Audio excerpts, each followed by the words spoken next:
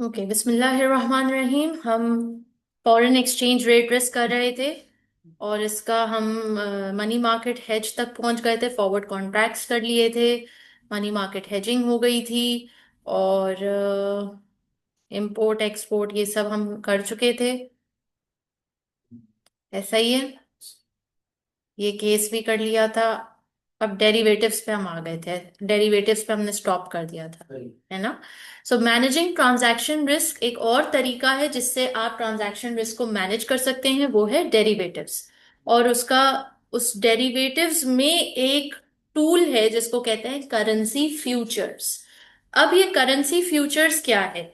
अब देखें, exam focus point में लिख दिया गया है, this section will not be tested numerically in the exam, यानी सिर्फ थियोरेटिकली इसको टेस्ट किया जाएगा। तो इसको जरा पढ़िएगा Hamza. The contract purchase or sell a standard quantity of currency by an agreed future trade at a specified exchange rate. Basically एक वादा है कि मैंने आपसे वादा किया है कि मैं $100 2 महीने के बाद इस रेट पे आपसे खरीदूंगी। दैट्स अ करेंसी फ्यूचर, खरीदूंगी या सेल करूंगी, जो भी कॉन्ट्रैक्ट है। अब आइए, setting up a future transaction. Future transaction को सेटअप कैसे करते हैं? स्टेप 1, आज की तारीख में क्या करेंगे? Enter into a futures contract to sell pesos at a fixed rate. Step 2 क्या है? Complete the actual transaction on the spot rate. Step 3 क्या है? Close out the futures contract by doing the opposite of what you did in step 1, that is by entering into contracts to buy pesos. Step 1 में आज आप एक future contract में enter हुए हो, step 2 में आप एक्चुअल ट्रांजैक्शन कंप्लीट करोगे स्पॉट मार्केट रेट पे, और फिर स्टेप 3 में जब आप फ्यूचर में पहुंच जाओगे, वो 2 महीने बाद आप उसको फ्यूचर्स कॉन्ट्रैक्ट को क्लोज करोगे by doing what you promise to do. ठीक।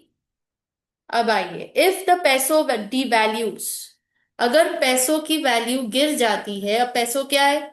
आपको ये बात हमने बता दी थी कि डॉलर्स का मतलब आपकी करेंसी है, लोकल करेंसी।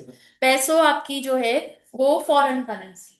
तो अगर पैसो डिवैल्यू होता है, यानी फॉरेन करेंसी जो है डिवैल्यू हो रही है, तो क्या होगा? There will be a gain on future, आपको फायदा होगा फ्यूचर में, as it will be bought back at a lower price than it was sold in step 1. Second क्या कह रहे हैं? However, on actual transaction there will be an exchange loss because the peso receipts from the actual transaction would be worth less in dollars. अब ये क्या है? क्यों? चूंकि इसके ऊपर सम्स नहीं आएंगे, तो आपको इसकी थ्योरी याद करनी पड़ेगी थोड़ी सी, क्योंकि इसका ट्रू एंड फॉल्स पूछा जा सकता है। ठीक है। अब आइए, if the peso increases in value, अगर वैल्यू में बढ़ जाएगा तो क्या होगा? There will be a loss on the future. अब इसको सिंपल टेक्निक याद रखने की क्या है कि पहला जब पैसों गिर रहा है, पैसों यानी फॉरेन करेंसी गिर रही है, तो हमें क्या होगा? फायदा होगा फ्यूचर में। तो पहला है फायदा। फिर पैसों अगर बढ़ रहा है, वैल्यू में बढ़ रहा है, तो हमें क्या होगा? नुकसान, यानी ऑपोजिट चल रहा है। अगर यहाँ फॉरेन करेंसी गिर रही है तो हमें क्या हो रहा है? पहले स्टेप पे फायदा। और अगर यहाँ फॉरेन करेंसी इंक्रीज हो रही है तो हमें क्या हो रहा है? पहले स्टेप में नुकसान। तो इससे आप याद रख सकते हैं। अब आइए, दूसरे स्टेप में क्या होगा? दूसरे स्टेप में यानी जो एक्चुअल ट्रांजैक्शन हो रही है डी वैल्यू के वक्त, उस पर फिर ऑपोजिट कर लीजिए आप, लॉस होगा।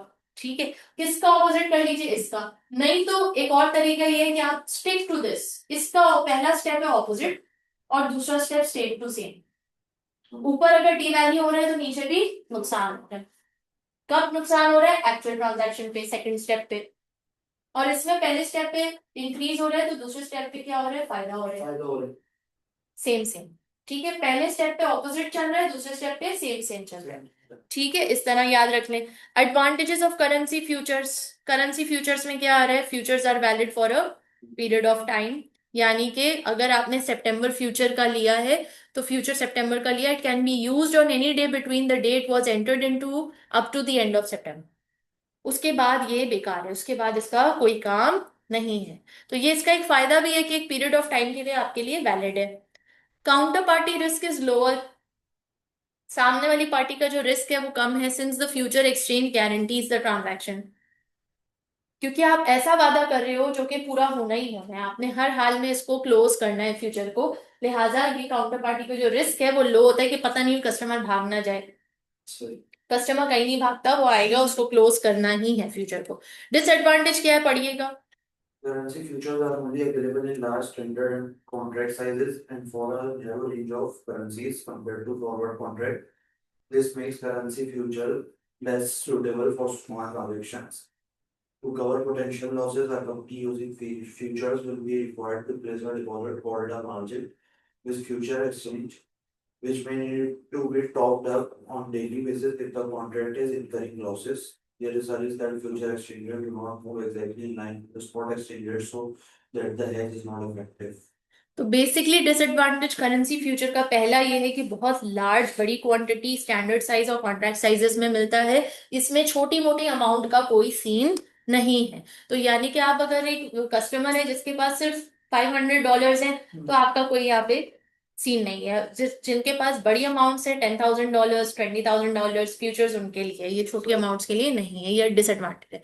Next, to cover potential losses, company uses futures will be required to place a deposit called a margin। यानी पहले फ्यूचर में जैसे फॉरवर्ड कॉन्ट्रैक्ट में आपकी कोई ट्रांजैक्शन कॉस्ट नहीं थी, यहाँ पे एक मिनिमम अमाउंट आपको डिपॉजिट की शक्ल में डलवाना पड़ता है, फिर ही आप इसको यूज कर सकते हैं, ऑपरेट कर सकते हैं। There is a risk that future exchange rates do not move exactly in line with spot exchange rates, so that the hedge is not effective. क्या कह रहे हैं कि फ्यूचर एक्सचेंज रेट्स जो है वो स्पॉट रेट के साथ साथ मूव नहीं करता, वो डिफरेंट तरीके से ऑपरेट कर रहा होता है। तो ये एक डिसएडवांटेज है, क्योंकि जाहिर है फिर आप अपना रिस्क कैसे इफेक्टिवली हेज कर सकते हो। ये सारे टूल्स तो दिए ही इसलिए गए हैं कि आप अपने फाइनेंशियल ट्रांजैक्शन रिस्क को मैनेज कर सकें।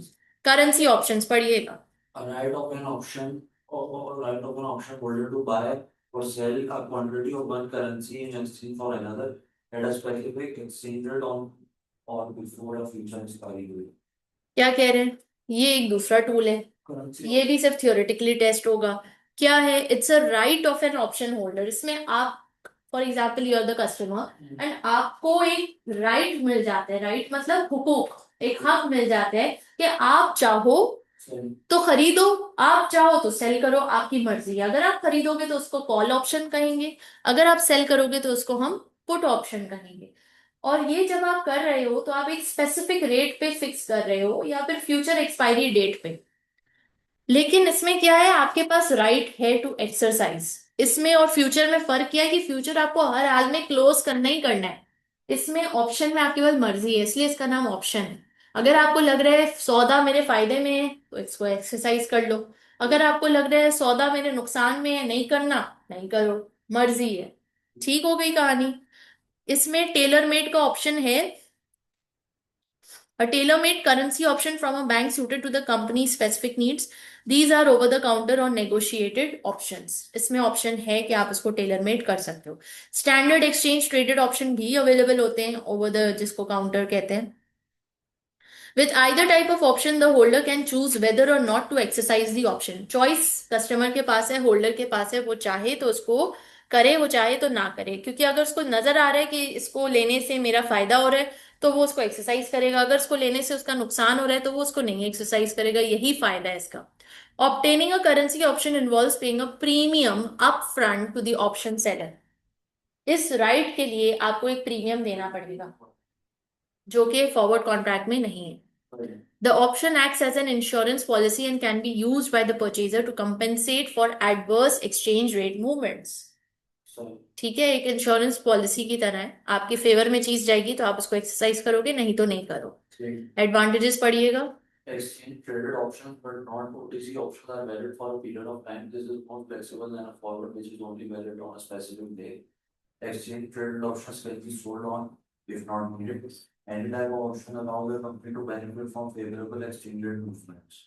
Next disadvantage, Exchange traded options are only available in large standard and contract sizes and for a narrow range of currencies compared to forward contracts. Any type of option will need to be purchased and the premium can be expensive. So simply advantage में क्या समझ आई आपको कि इसको आप cell भी कर सकते हो किसी और को, एक्सचेंज कर सकते हो। ये एक पीरियड ऑफ टाइम के लिए आपके पास वैलिड होती है, अगर इसमें बेनिफिट है तो आप इसको अवेल कर सकते हो, एक्सरसाइज कर सकते हो। तो ये इसके फायदे हैं। डिसएडवांटेजेस क्या है कि exchange traded options are only available in large standard contract sizes. इसमें भी जैसे फ्यूचर में लार्ज साइजेस में अवेलेबल है, ये भी वैसे ही स्मॉल चीजों में नहीं होगा। Any type of option will need to be purchase and the premium can be expensive. Clear हो गई कहानी हमजा? आगे करेंसी स्वैप्स पढ़िए। Swap, a formal agreement whereby two organizations contractually agree to exchange payments of different terms, example in different currencies. In a currency swap, the parties agree to swap equivalent amount of currency for a period. This effectively involves the exchange of debt from one currency to another. Liability on the main debt, the principal is transferred and the parties are liable to counterparty risk. If the other party defaults on the agreement to pay interest, the original borrower remains liable to the lender. Currency swaps may be used to restructure the currency base of the company's liabilities. This may be important where the company is trading overseas and receiving revenues in foreign currencies, but its borrowing are denominated in the currency of its home country. Currently, swap therefore provide a means of reducing exchange rate exposure over a long term. बताओ क्या समझ आया?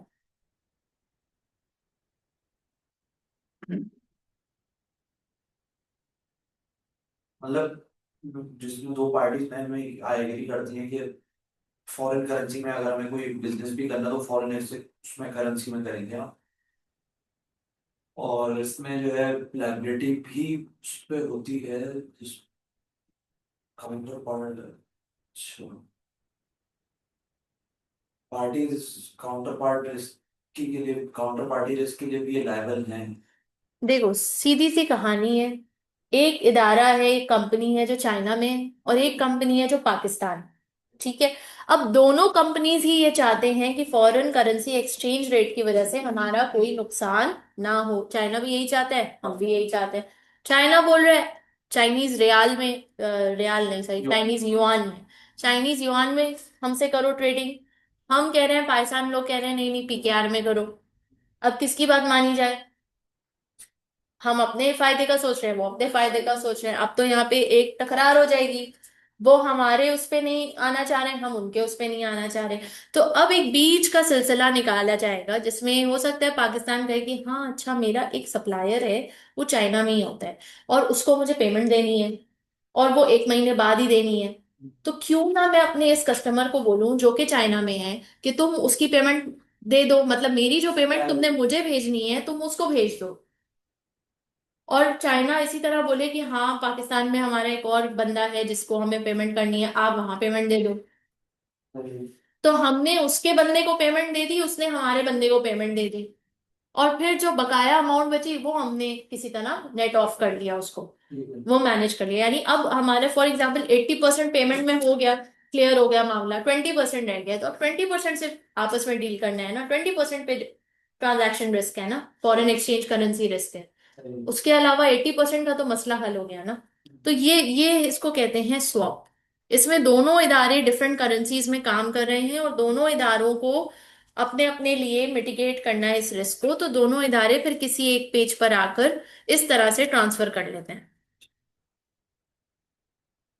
Forecasting exchange rate movements, क्या इसके forecast किया जा सकता है? There are several factors that influence exchange rates over the long term. Of course बहुत सारे फैक्टर्स होते हैं जो इसमें मयसर होते हैं या इफेक्ट करते हैं एक्सचेंज रेट मूवमेंट्स को। उसमें क्या क्या है? Number one, balance of payments. Number two, inflation. And number three, interest rates. ये तीन चीजें हैं जो आपके foreign currency exchange rate movements को क्या करती हैं? इन्फ्लुएंस करती। क्या क्या है? Number one, balance payments, inflation and interest rates. अब आइए नेक्स्ट प्लान है।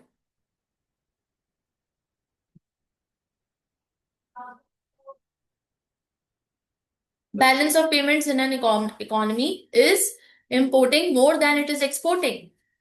इंपोर्ट ज्यादा कर रहे हैं, एक्सपोर्ट कम कर रहे हैं, यानी वही बात है, आमदनी अठन्नी, खर्चा रुपया। भाई आप अपनी आमदनी बढ़ाओ ना, खर्चा कम करो। तो यही इंपोर्ट एक्सपोर्ट का जो डिसबैलेंस है, यानी कोई इदारा कोई कंट्री इंपोर्ट ज्यादा कर रही है और एक्सपोर्ट कम कर रही है, तो उसका तो नुकसान है ना। आप फॉरेन करेंसी में खरीद रहे हो और बेच कम रहे हो, तो एक्सपेंसेस ज्यादा हो रहे हैं। So a balance of payments deficit can therefore weaken the domestic currency over the long term. ये बहुत इंपॉर्टेंट फैक्ट्स हैं, इसको याद रखना जरूरी है। Inflation, high rates of inflation अगर किसी फॉरेन कंट्री में आ रहे हैं तो वहां परचेजिंग पावर क्या हो जाएगी, वीक हो जाएगी। जब वहां परचेजिंग पावर वीक होगी तो आप एक्सपोर्ट करना चाह रहे हो, वो खरीदना नहीं चाह रहे, क्योंकि उनके वहां पे महंगाई हुई भी है, उनकी करेंसी वीक हो गई है। बात समझ आई? Over time, this fall in purchasing power will affect what a unit of the currency can buy on the currency markets and leads to a fall in the value of its currency. अब आइए, ये जो inflation rates है इसको हम कैसे नापते हैं? If inflation is relatively high in one country, then that country will over the long term experience a fall in the value of its currency. अब देखें यहाँ पे किस तरह फाइंड आउट हो रहा है। S1 is equals to expected spot rate, लिख लीजिए formula. S1 is equals to expected spot rate, S0 is equals to current spot rate, HB base country inflation, HC inflation in foreign country।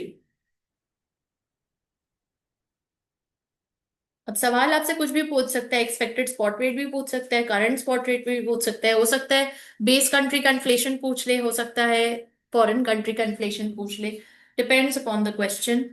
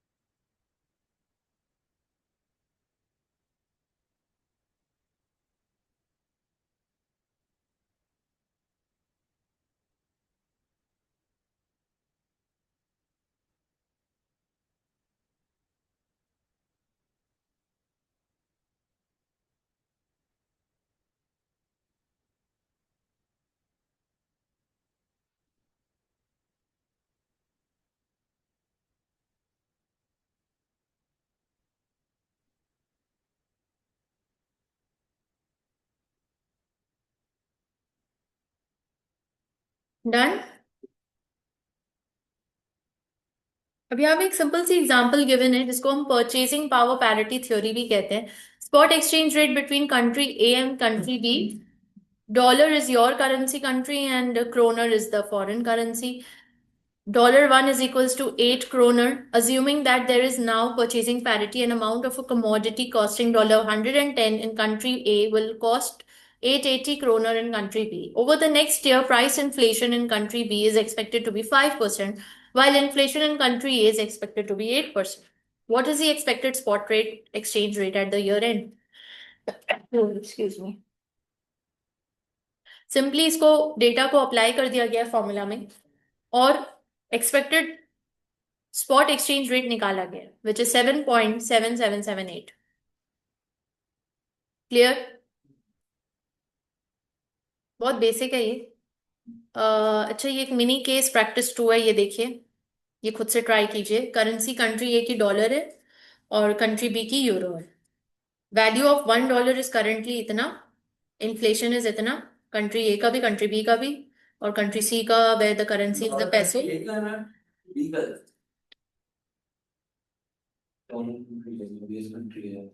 ठीक है, अब ये जरा देखिए, calculate कीजिए।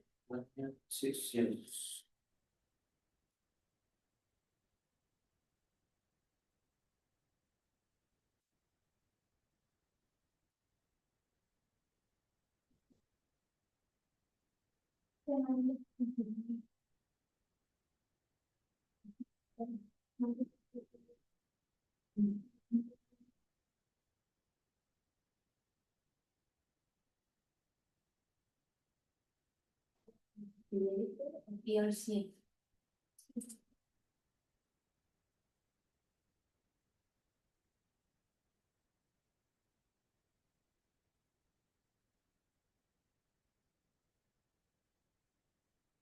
और इसलिए फाइनल नहीं करेंगे बस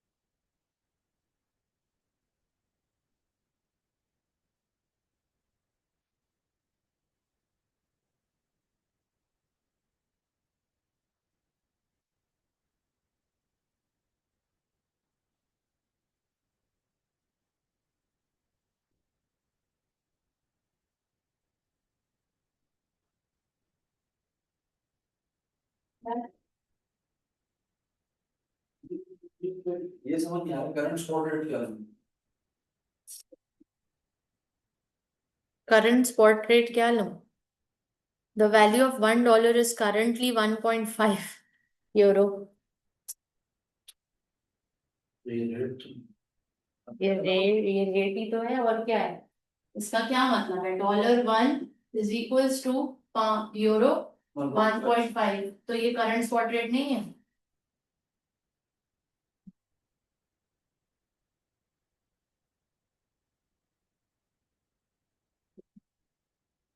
और तो कोई डेटा नहीं गिवन है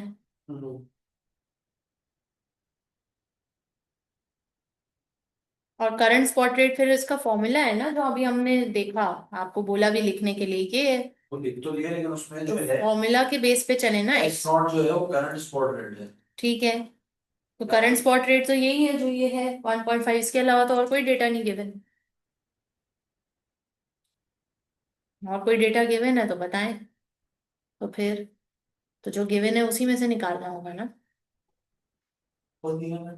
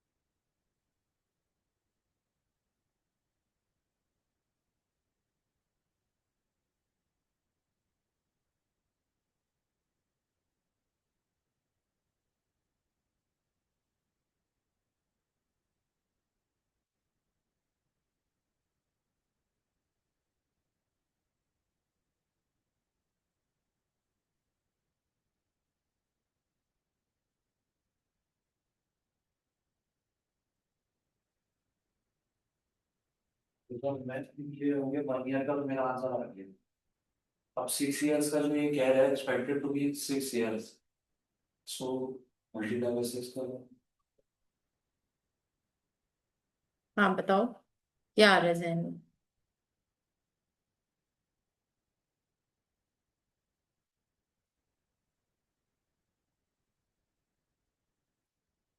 कोई डेटा गिवन है कि हर साल का इन्फ्लेशन रेट सेम रहेगा? कांस्टेंट है।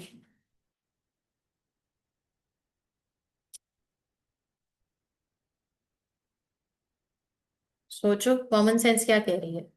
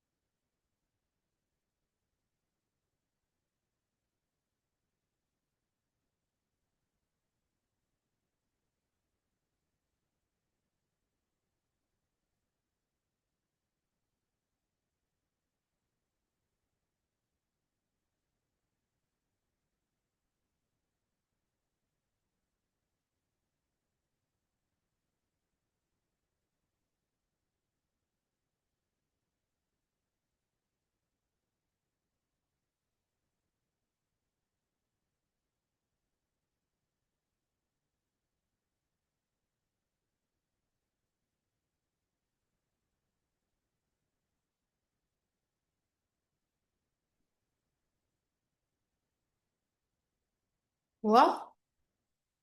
तो मैं सही हुआ, कोई पहले तो सही नहीं। ये थर्ड वाला कर लिया ट्राई? पच्चीस पावर पेरेंटिंग चाइल्ड कुछ नहीं।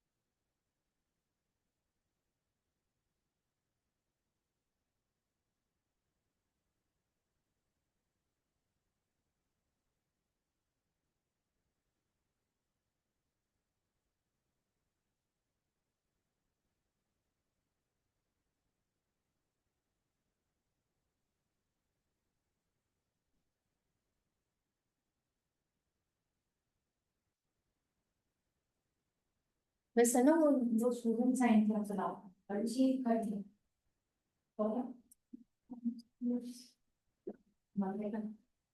डन हो गया? अच्छा जी, इसको हम चेक कर लेते हैं।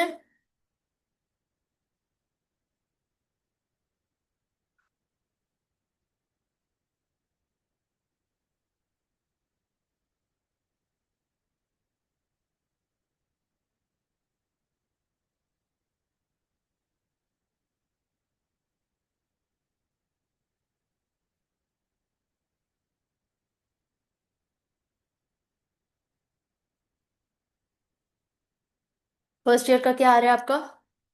1.4912? नहीं, उल्टा कर दो 1.5 मल्टीप्लाई बाय 1.021 डिवाइड बाय 1.0। इसमें उनका क्या कसूर है? एच सी और H B, H C foreign currency country हो गई इन्फ्लेशन, और एच बी जो है बेस कंट्री हो गई। ठीक है, उसके बाद टू, क्वेश्चन नंबर टू का बताएं। 6 इयर्स, तो आपने सिंपली उसको टू द पावर 6 कर दिया, to the power N. And then the third one, correct answer is 1.4956। 1.4956 inflation rate over 6 months पूछ रहे हैं, तो 2.1% को 6 डिवाइड बाय 12 से करेंगे तो आपके पास 1.05% आ जाएगा। 2.7% को 6/12 से करेंगे तो 1.35 आ जाएगा। So the exchange rate in half year is estimated 1.5 multiply by 1.0105 divide by 1.0135। आप ये समझ पा रहे हैं ये कैसे आ रहे हैं 1.0105? ये इसी को परसेंटेज पीछे ले गए आप, और इसको फिर आप ये 1.35 को आप पीछे ले गए, दोनों को आपने डिवाइड किया, मल्टीप्लाई बाय 1.5 किया, आपका आंसर आ 1.4956। या फिर यूरोस में अगर निकालना है तो फिर आपको इस तरह से करना होगा। चौथे का आंसर डन हो सकता The correct answer is the peso will strengthen against the dollar but weaken against the है euro. डिटरमाइन करेंगे कि गुड क्वेश्चन, कैसे हम डिटरमाइन करेंगे? According to the purchasing power parity theory, what is the most likely effect on the value of country C's currency, the peso? अब country C peso क्या है? Foreign currency है।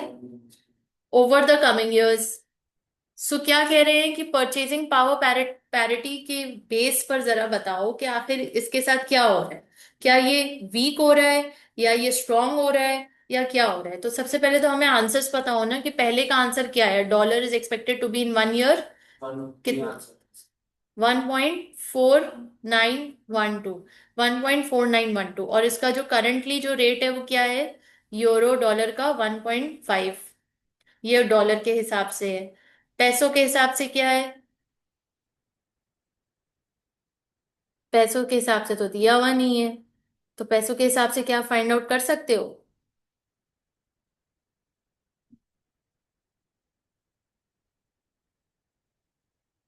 Inflation country ए में 2.7% है, country B में 2.1% है, country C जो है जहाँ पे पैसों है उसका कांस्टेंट रहने का है 2.5% so far for the foreseeable future. तो महंगाई कंट्री सी में सबसे ज्यादा है या कंट्री ए में सबसे ज्यादा है?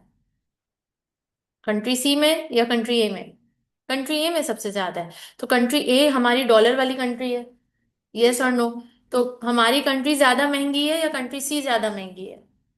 हमारी कंट्री इस वक्त ज्यादा महंगी है। और कंट्री सी तो कांस्टेंट भी रहेगी, लेकिन हमारी तो नहीं रहेगी कांस्टेंट। तो यानी कि जो पैसो है वो हमसे स्ट्रांग होगा या हमसे वीक होगा? डॉलर से वोट स्ट्रॉन्ग स्ट्रांग होगा, डॉलर से स्ट्रांग होगा। ठीक है, और यूरो से? यूरो से भी होगा। ये आप देखिए ना कंट्री बी और हमारे उस कंट्री सी में ज्यादा इन्फ्लेशन कंट्री सी के अंदर है। कंट्री बी में 2.9% है। ठीक है, तो कंट्री सी जो है वो बी से वीक होगा Yes. और ए से स्ट्रांग होगा। और ए डॉलर है, बी क्या है? यूरो है, तो डॉलर से स्ट्रांग होगा। अब यहाँ पे ऑप्शन हमारे पास है कि peso will strengthen against dollar. C option C है, विल नहीं नहीं डी है, will strengthen against dollar but weaken against euro, last वाला ऑप्शन है। ठीक है, so the peso will strengthen against dollar but weaken against. समझ आया? क्लियर? कैसे हमने फाइंड आउट किया? गुड, आगे आइए। Interest rates.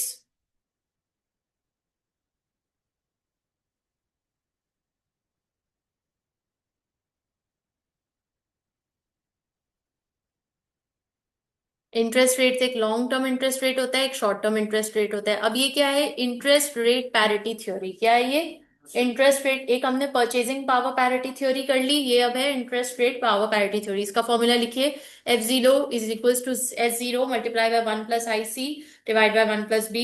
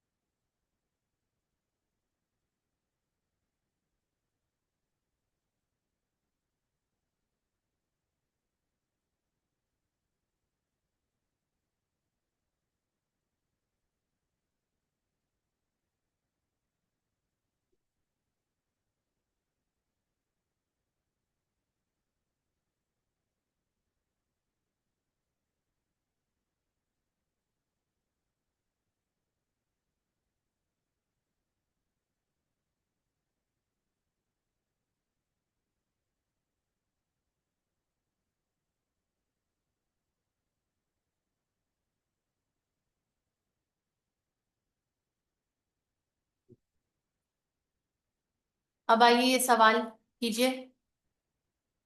A company based in country A where the currency is dollar is expecting to receive 480 dinars in 6 months' time.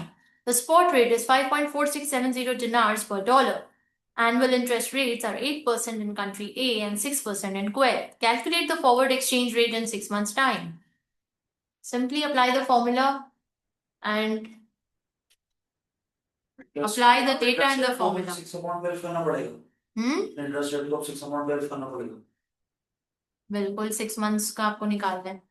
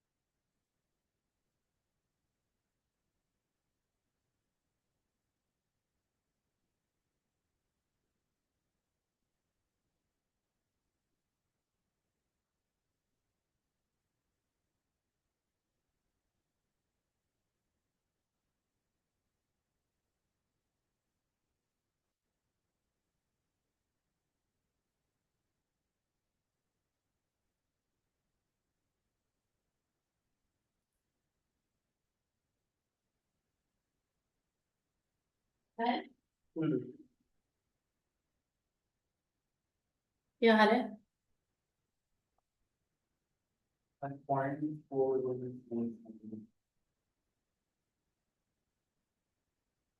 Very good, very good. ठीक है। Four-way equivalence model. What is this four-way equivalence model? It states the theories that we have been examining are linked. Inflation, interest, ये सब आपस में ताल्लुक इसका है, इसका इंटर रिलेशनशिप है। और फिर दो कंट्रीज का आपस का इन्फ्लेशन। सो इससे हमें ये बात पता चल रही है कि कोई भी चीज इकोनॉमी में अलग अलग से नहीं है, बल्कि सब इंटीग्रेटेड है, इंटरकनेक्टेड है। और ये जो इंटरकनेक्शन है ये यहाँ पे फोर वे इक्विवेलेंस थ्योरी हमें बताती है।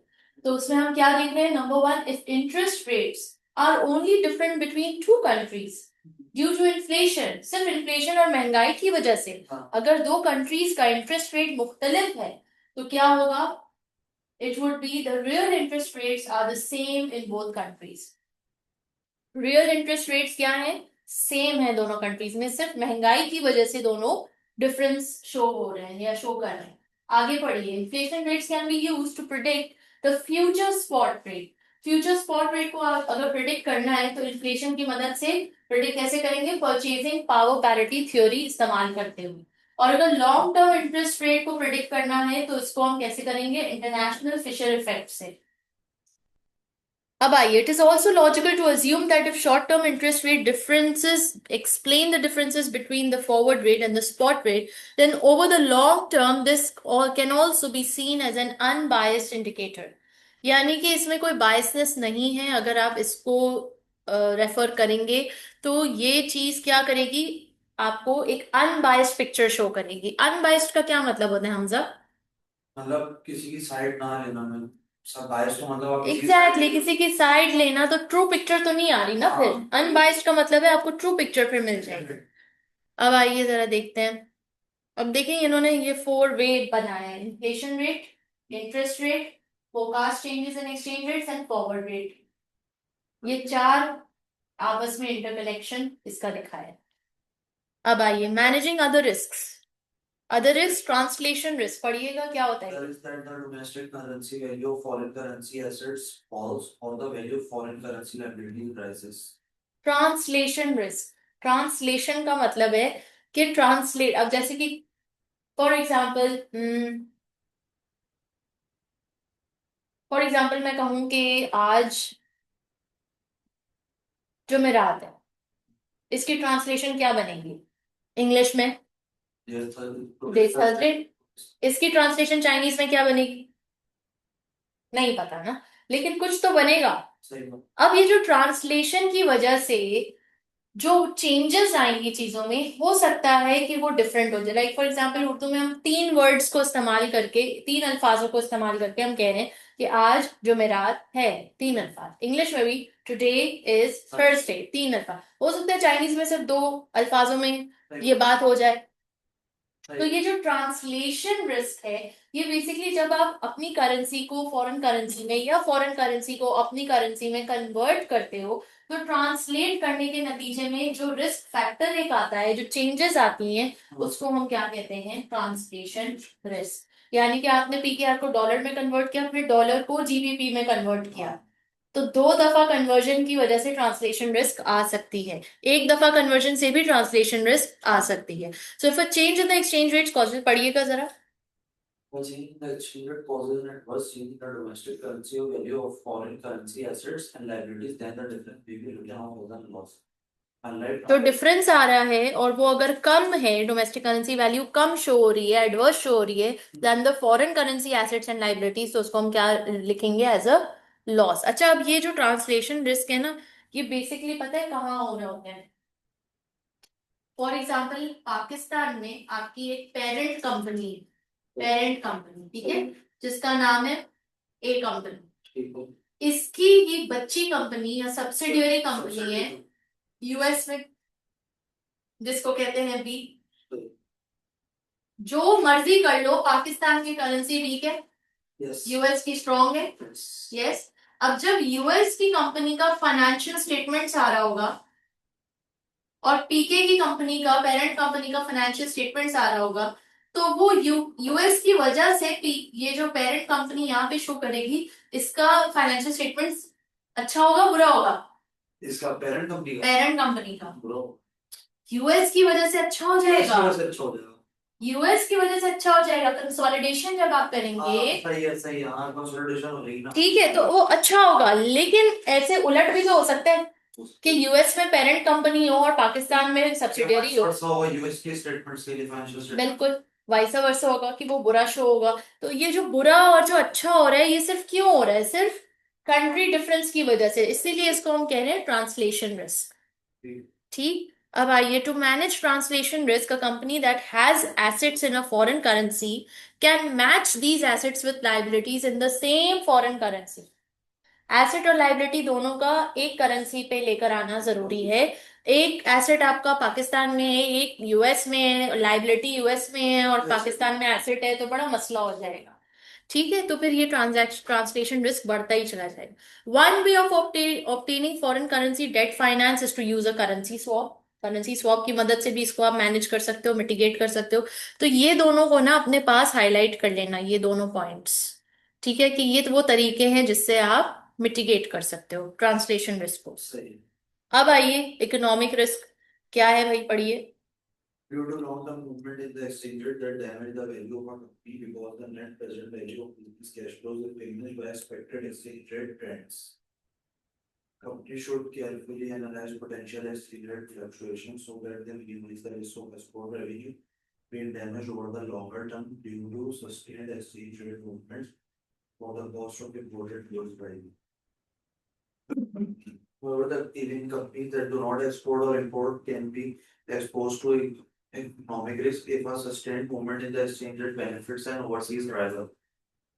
Economic risk is difficult to manage effectively, but a recognized strategy is to diversify its international operations so that it is not overly exposed to a change in single exchange rate. क्या बात समझ आ रही है, economic risk आपने पढ़ा? Economy की वजह से जो फर्क पड़ रहा है आपके बिजनेस पे, जो ऊपर नीचे रेट हो रहा है उसकी वजह से बड़ा नुकसान। अभी हमने बात की पाकिस्तान की, एनी डे करेंसी नीचे है और यूएस की ऊपर है। क्यों? क्योंकि पाकिस्तान एक थर्ड वर्ल्ड कंट्री है, उसकी इकोनॉमिक स्टेटस अलग है और यूएस की इकोनॉमिक स्टेटस अलग है। लेकिन यूएस जो है फर्स्ट वर्ल्ड कंट्री है, डेवलप्ड कंट्री है। ठीक है, तो ये इकोनॉमिक रिस्क भी उसी बात को वाजे कर रहा है कि भाई दो मुल्कें, दो कंपनीज जो अलग अलग मुल्कों में ऑपरेट कर रहे हैं, वो उस मुल्क की इकोनॉमी से अफेक्टेड है और जिसकी वजह से रिस्क होगा।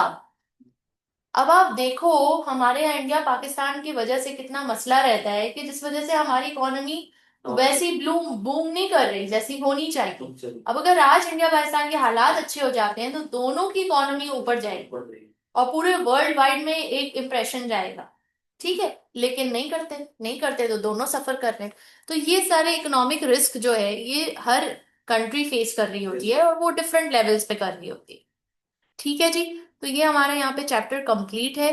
लेकिन इसमें एक बात ये है कि ये चैप्टर में जितने सारे सम्स वाले क्वेश्चंस भी हैं जो स्कोरिंग हो सकते हैं, उतने ही थ्योरी भी है। और ये थ्योरी आपको घुमा भी सकती है, ये ऐसी थ्योरी है। तो इसलिए you have to be clear on what you are reading and what you are studying and how you are taking it in. इसके जितने क्वेश्चंस आप प्रैक्टिस करोगे उतना अच्छा रहेगा और उतने ज्यादा आप इसमें अजबर होते चले जाओगे। ठीक है, अब अगला हमारा जो चैप्टर है वो इंटरेस्ट रेट रिस्क है। ये लास्ट चैप्टर है और छोटा सा चैप्टर है, बहुत बड़ा भी नहीं है। सिर्फ चार चीजें हैं जो हमें देखनी है इसमें, basics, FRA, derivatives, yield curve. ठीक है, इंशाल्लाह कल की क्लास में हम इसको देखेंगे। कल फ्राइडे है मगर मैं रखना चाह रही हूँ कल क्लास, आ जाओ ना ताकि कंप्लीट हो जाए, क्योंकि नेक्स्ट वीक से मेरे दूसरे बैचेस शुरू हो रहे हैं। तो बिल्कुल टाइम नहीं, या कल या सैटरडे दोनों में से कोई एक दिन चूज कर लो। कल क्या टाइम रखी है? कल सुबह 11 से 1। ठीक है, 11 से 1 एफएम रख ले, बस ठीक है इंशाल्लाह।